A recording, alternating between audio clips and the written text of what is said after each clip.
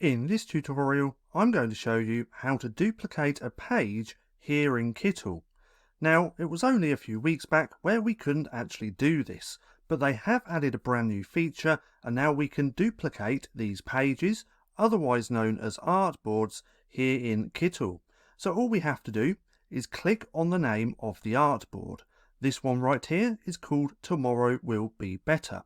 Now, if we click on this, not the actual canvas itself, but if we click on the artboard name and then just copy and paste, we now have a duplicate page here in Kittl. Now let's just make this a little bit smaller, because now what we can actually do is come in and change the name as well by double clicking on the name. Then you can put anything that you want.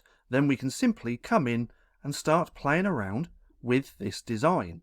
So we could also change the background color to whatever we want, like so that we can make variations of our designs, and we can actually create as many pages, duplicate pages, as we want.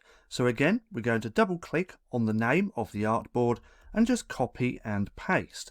Then we can move that to wherever we want. So we could move that there.